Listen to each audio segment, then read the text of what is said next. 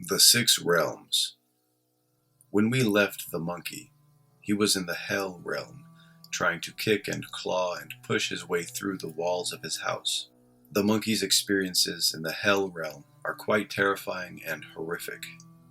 He finds himself walking through gigantic fields of red-hot iron, or being chained and marked with black lines and cut apart, or roasting in hot iron cubicles, or boiling in large cauldrons. These and the other hallucinations of hell are generated from an environment of claustrophobia and aggression.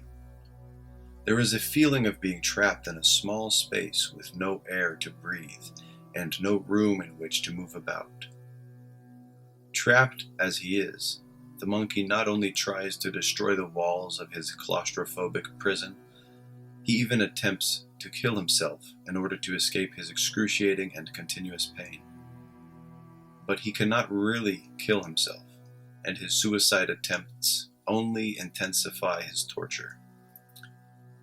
The more the monkey struggles to destroy or control the walls, the more solid and oppressive they become, until, at some point, the intensity of the monkey's aggression wears out a bit, and instead of battling with the walls, he stops relating to them, stops communicating with them.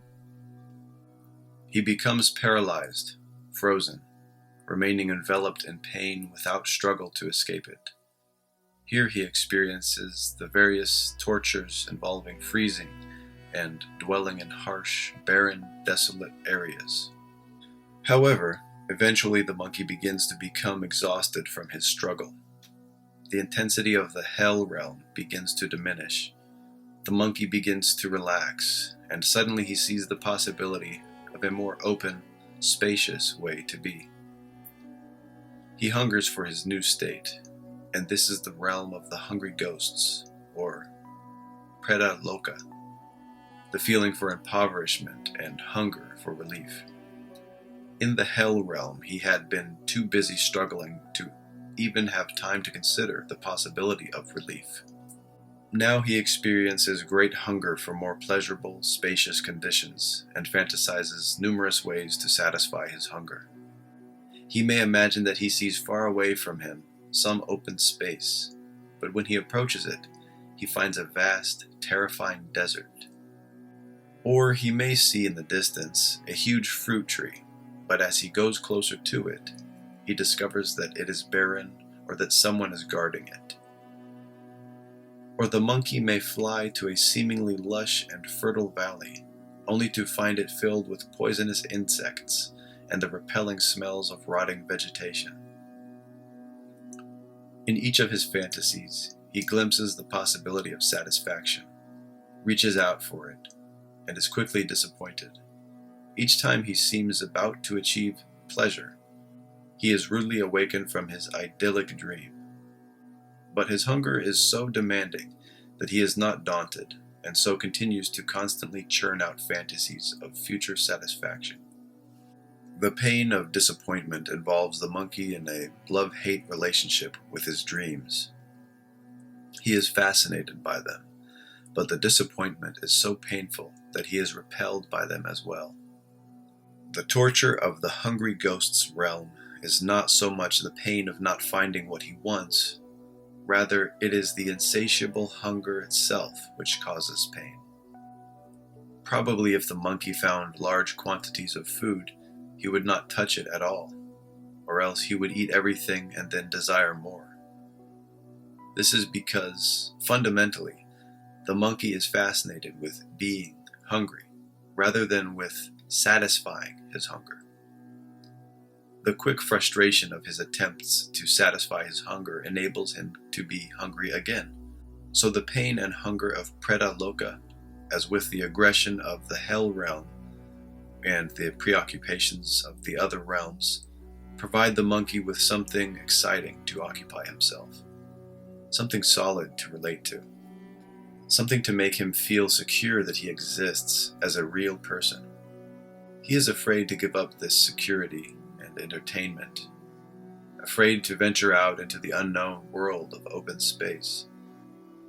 He would rather stay in his familiar prison no matter how painful and oppressive it might be. However, as the monkey is repeatedly frustrated in his attempts to fulfill his fantasies, he begins to become somewhat resentful and at the same time resigned. He begins to give up the intensity of hunger and relax further into a set series of habitual responses to the world. He ignores other ways of dealing with life's experiences, relies on the same set of responses, and in his way limits his world. A dog tries to smell everything with which it comes into contact. A cat takes no interest in television. This is the animal realm, the realm of stupidity. The monkey blinds himself to what is around him and refuses to explore new territory, clinging to familiar goals and familiar irritations. He is intoxicated with the safe, self-contained, familiar world, and so fixes his attention on familiar goals and pursues them with unswerving and stubborn determination. Thus, the animal realm is symbolized by the pig. A pig just eats whatever comes in front of its nose. It does not look right or left. It just goes right through. Just does it. It does not matter to the pig if it has to swim through a tremendous mud pool or face other obstacles. It just plows through and eats whatever appears in front of it. But eventually the monkey begins to realize that he can pick and choose his pleasures and pains. He begins to become somewhat more intelligent, discriminating between pleasurable and painful experiences in an effort to maximize pleasure and minimize pain. This is the human realm, the realm of discriminating passion. Here, the monkey stops to consider what it is that he is reaching for. He becomes more discriminating, considers alternatives, thinks more, and therefore hopes and fears more. This is the human realm, the realm of passion and intellect. The monkey becomes more intelligent. He does not simply grasp. He explores, feels textures, compares things. If he decides that he wants something, he tries to grasp it, draw it to him, and possess it. For example, if the monkey were to want a beautiful silk material, he would go to different shops and feel the texture of their materials to see if any one of them was exactly what he wanted. When he came to the material which precisely fit his preconception, or the nearest thing to it, he would feel it and say, "Ah, that's right. Isn't it beautiful? I think it's worth buying." Then he would pay for it and take it home and show it to his friends and ask them to feel it and appreciate the texture of his beautiful material. In the human realm, the monkey is always thinking about how to possess pleasurable things. Maybe I should buy a teddy bear to take to bed. Something lovable, cuddly, soft, warm, and hairy. But the monkey discovers that although he is intelligent and can manipulate his world to achieve some pleasure, still he cannot hold on to pleasure, nor can he always get what he wants. He is plagued by illness, old age, death, by frustrations and problems of all kinds. Pain is the constant companion of his pleasures. So he begins, quite logically, to deduce the possibility of heaven, the complete elimination of pain and achievement of pleasure. His version of heaven may be the acquisition of extreme wealth or power or fame, whatever it is he would like his world to be. And he becomes preoccupied with achievement and competition. This is the Asura realm, the realm of the jealous gods. The monkey dreams of ideal states that are superior to the pleasures and pains of the human realm, and is always trying to achieve these states, always trying to be better than anyone else. In his constant struggle to achieve perfection of some sort, the monkey becomes obsessed with measuring his progress, with comparing himself to others. Through developing increased control of his thoughts and emotions, and therefore greater concentration, he is able to manipulate his world more successfully than in the human realm. but his preoccupation with always being best, with always being master of his situation, makes him insecure and anxious. He must always struggle to control his territory, overcoming all threats to his achievements. He is always fighting for mastery of his world. The ambition to gain victory and the fear of losing a battle provide a sense of being alive, as well as cause irritation. The monkey constantly loses sight of his ultimate goal, but is still driven on by his ambition to be better.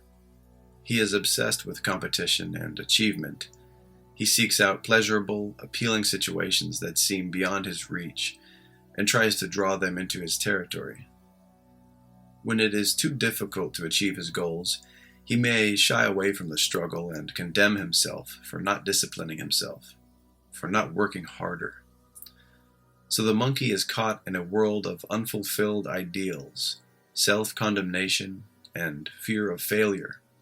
Eventually the monkey may achieve his goal, become a millionaire, a leader of a country, a famous artist. At first, upon achieving his goal, he will still feel somewhat insecure. But sooner or later he begins to realize that he has made it, that he is there, that he is in heaven. Then he begins to relax, to appreciate and dwell upon his achievements, shielding out undesirable things. It is a hypnotic-like state, natural concentration. This blissful and proud state is the Deva Loka, or realm of the gods. Figuratively, the bodies of the gods are made out of light. They do not have to bother with earthbound concerns. If they want to make love, just glancing and smiling at each other satisfies them. If they want to eat, they just direct their minds toward beautiful sights which feed them. It is the utopian world which human beings expect it to be. Everything happens easily, naturally, automatically. Whatever the monkey hears is musical. Whatever he sees is colorful. Whatever he feels is pleasant. He has achieved a kind of self-hypnosis, a natural state of concentration which blocks out of his mind everything he might find irritating or undesirable.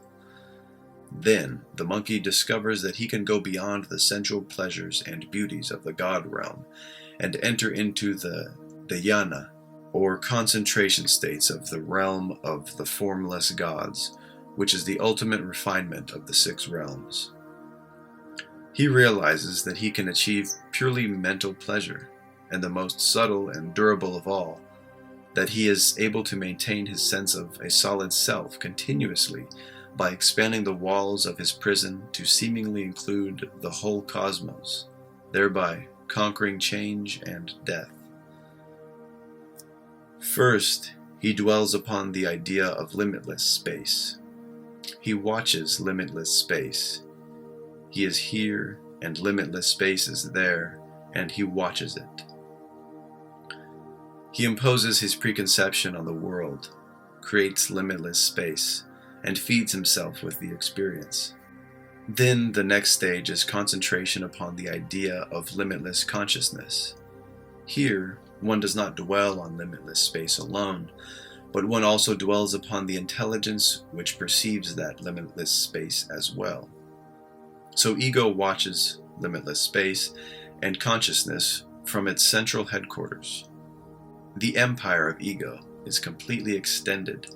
Even the central authority cannot imagine how far its territory extends. Ego becomes a huge, gigantic beast. Ego has extended itself so far that it begins to lose track of the boundary of its territory. Wherever it tries to define its boundary, it seems to exclude part of its territory. Finally, it concludes that there is no way of defining its boundaries. The size of its empire cannot be conceived or imagined. Since it includes everything, it cannot be defined as this or that. So the ego dwells on the idea of not this and not that, the idea that it cannot conceive or imagine itself.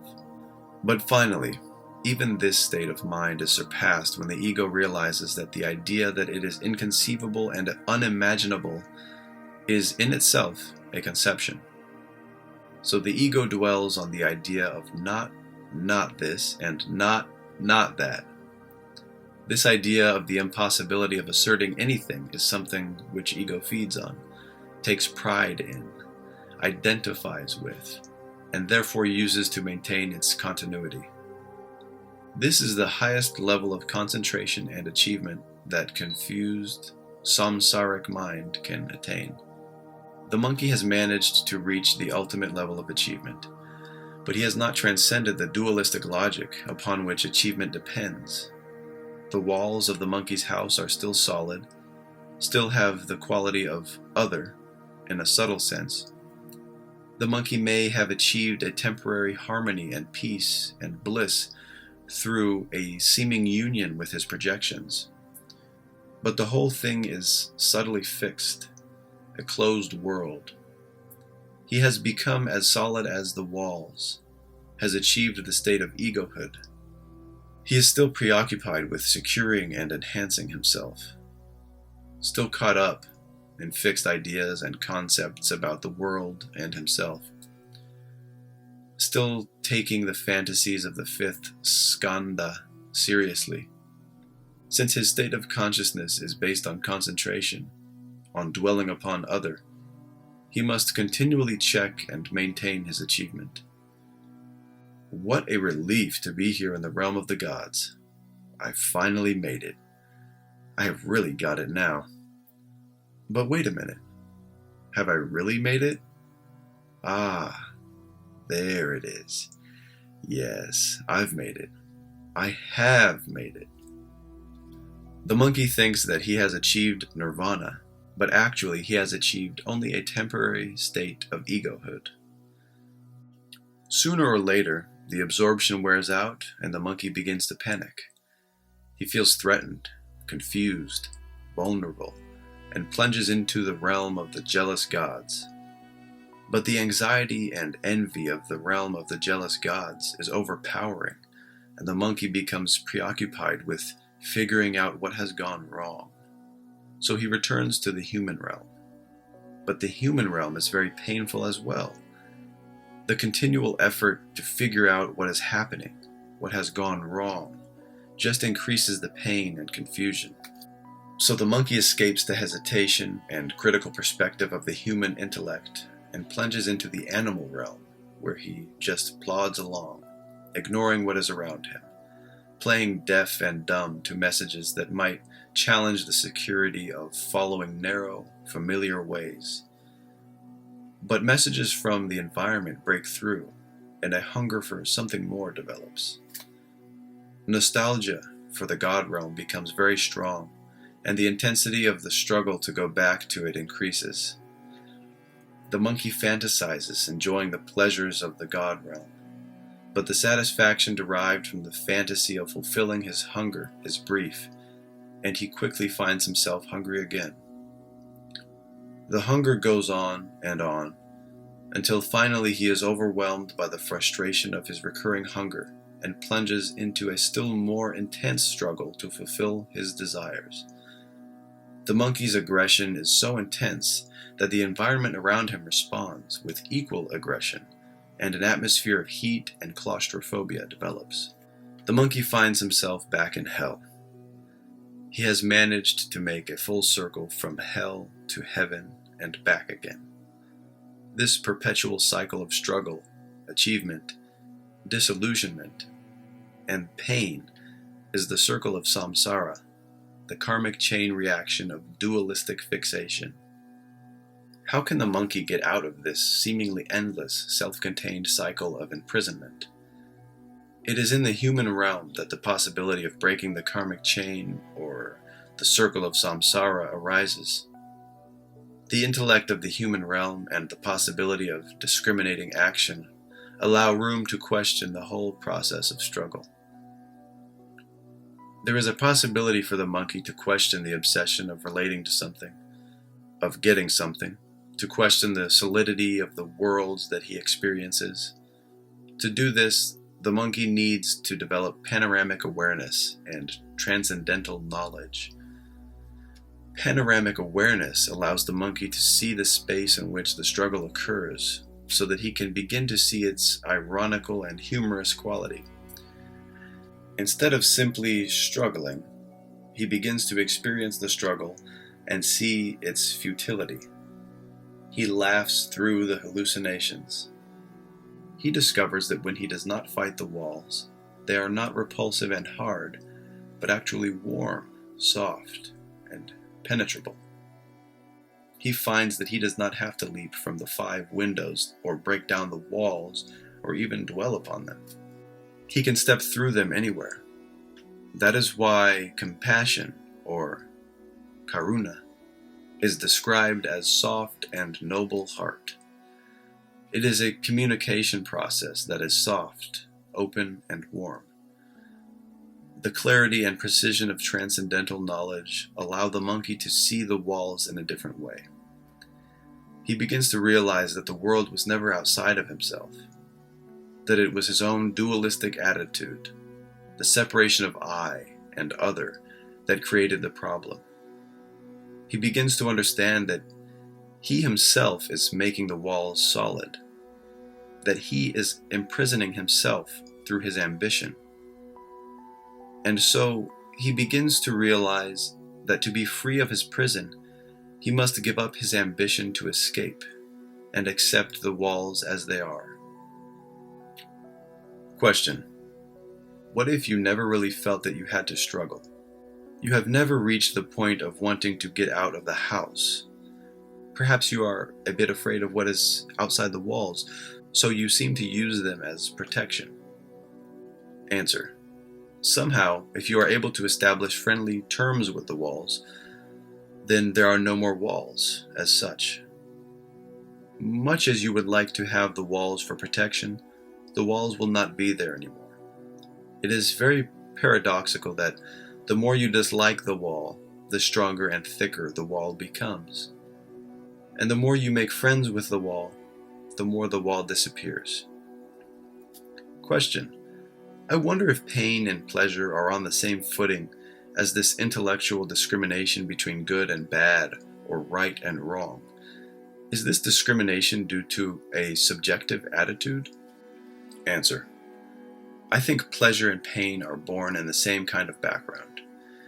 Generally, people regard pain as bad and pleasure as good, so much so that pleasure is regarded as joy and spiritual bliss, and it is connected with heaven, while pain is associated with hell.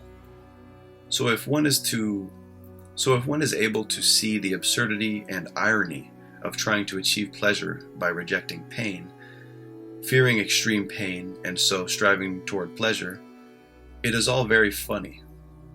There is some lacking of a sense of humor in people's attitudes toward pleasure and pain. Question: you stated earlier that we hallucinate the phenomenal world and want to break out of it. I understand the Buddhist teaching to say that the phenomenal world is simply the manifestation of emptiness. So what would there be to break out of?